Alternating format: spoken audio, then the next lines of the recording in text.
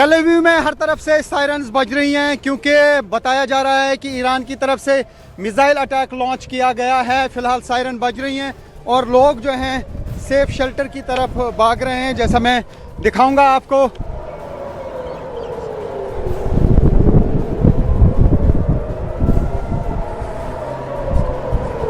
लोग जा रहे हैं शेल्टर में, बॉम्ब शेल्टर्स जो जहां पे भी बने होते हैं वहां पे लोग चले जाते हैं जो ही सायरन बजती है। पहले मोबाइल फ़ोन पे सायरन बजती है और उसके बाद हर तरफ से सायरन बजती है। और ये आप देख सकते हैं, ये समंदर का साइड है और अभी लोग जो हैं यहाँ पे जा रहे हैं। आप देख सकते हैं किस तरीके का सन्नाटा रहता है यहाँ पर जब प्री सायरन बजती है, यानी पहली की सायरन जब होती है उसके बाद एक और सायरन होती है। तो ये आप देख सकते हैं, अभी हम देख सकते हैं कि यहाँ पे हर तरफ से सन्नाटा है। ये इस वक्त अभी धमाके हो रहे हैं, ऐसा लगता है कि कहीं पे रॉकेट जो है या तो उसको इंटरसेप्ट किया गया है या फिर कहीं पे अटैक जो है वो निशाने पे लगा है। ईरान, इजराइल और अमेरिका के बीच जारी जंग की वजह से हॉर्मज़ में तनाव लगातार बढ़ता जा रहा है। इस दौरान हॉर्मज़ स्ट्रेट में एक तेल से भरे जहाज को निशाना बनाया गया। ड्रोन हमले के बाद जहाज पर भीषण आग लग गई। ईरान की रेवोल्यूशनरी गार्ड्स ने दावा किया है कि यह जहाज ड्रोन हमलों के बाद आग की चपेट में आ गया। यह हमला ऐसे समय में हुआ जब हॉर्मज़ पर जंग की वजह से हजारों जहाज फंसे हुए हैं।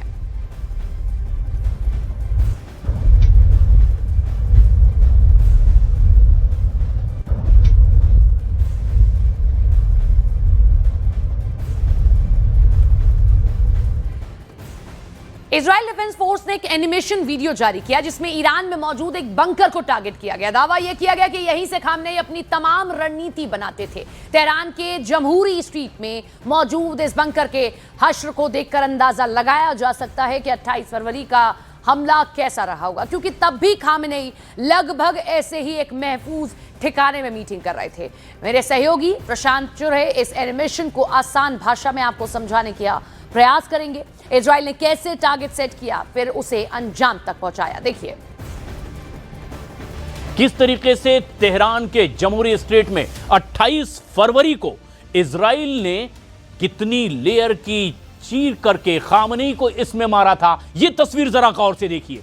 यह जारी किया गया वीडियो जमहूरी स्ट्रीट तेहरान का, जहां पर सुरक्षा के लिए कई द्वार बने हुए हैं। आईडीएफ का जारी किया गया ये वीडियो, जहां पर बैठते थे खामनेई, किस तरीके से निशाना बनाया गया, क्या योजना बनी। और ये दफ्तर जिसके नीचे जमीन में कई मंजिला और कंस्ट्रक्शन था और इसी के नीचे बैठने की व्यवस्था खामनेई की थी। और ये देखिए सुरंगनुमा रास्ता, और यहां से अब नीचे तहखाने में जाता हुआ ये रास्ता है खामनेई के दफ्तर के लिए।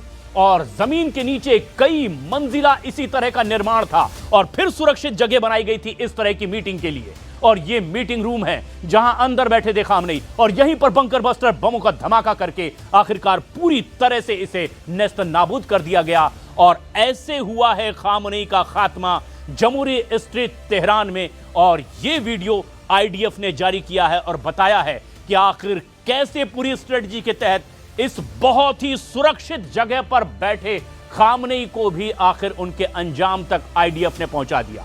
जिस तरीके से ये पूरी फिल्म रिलीज की गई है जिसमें बताया कि कितने और नीचे निर्माण कार्य किया गया था, और इसके नीचे एक सुरंग यानी कि तहखाने में जाता हुआ ये रास्ता जरा गौर से देखिए। और इसके अंदर जाकर सुरक्षित बैठे थे खामनेई और वहां बैठक कर रहे थे।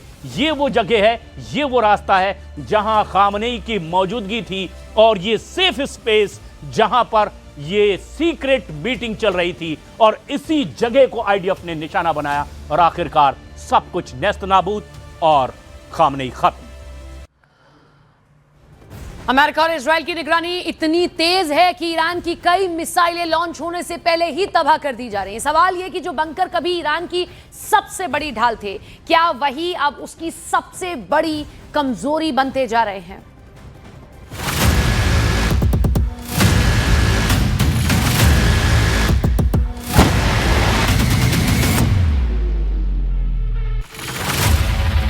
अमेरिका इजराइल के निशाने पर ईरान का बंकर सिटी। ईरान के सबसे खुफिया मिसाइल कारखाने पर दुश्मन की नजर। लॉन्च से पहले टारगेट हिट। अब कौन सी चाल चलेंगे ईरान के शेर?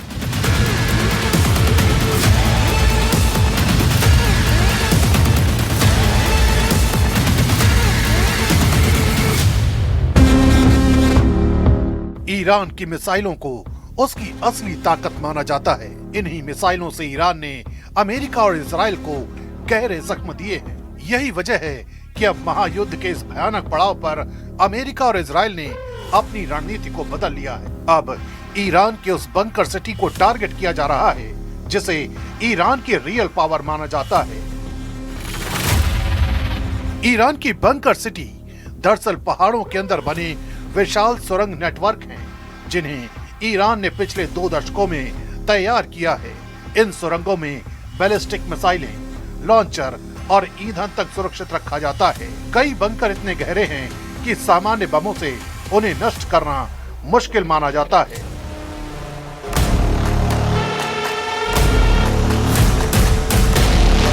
ईरान की रेवोल्यूशनरी गार्ड ने इन अंडरग्राउंड ठिकानों के वीडियो भी जारी किए हैं, जिनमें ट्रकों पर लगी मिसाइलें लंबी सुरंगों के अंदर कतार में दिखाई देती हैं।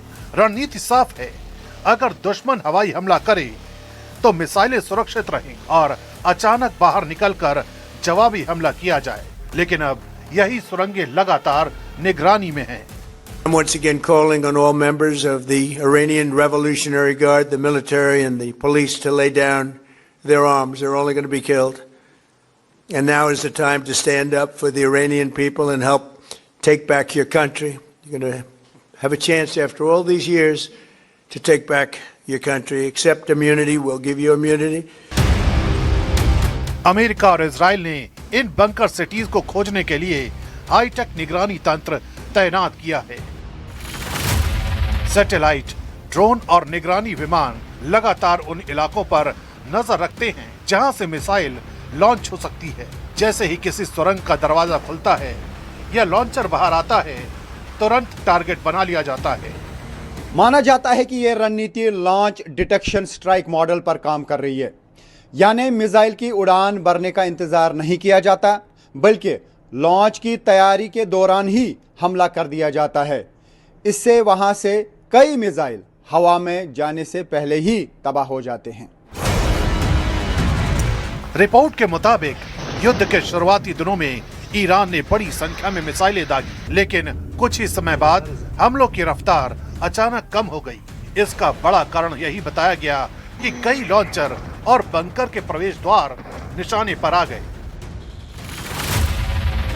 कुछ जगहों पर बंकर बस्टर हथियारों से सुरंग के मुहाने को ही नुकसान पहुंचाया गया, जिससे अंदर मौजूद मिसाइलें बाहर नहीं निकल पाईं। यानी हथियार मौजूद होने के बावजूद उनका इस्तेमाल मुश्किल हो गया। सैन्य विशेषज्ञों का मानना है कि मिसाइलों की संख्या से ज्यादा महत्वपूर्ण लॉन्च प्लेटफॉर्म होते हैं और वही लगातार निशाने पर हैं।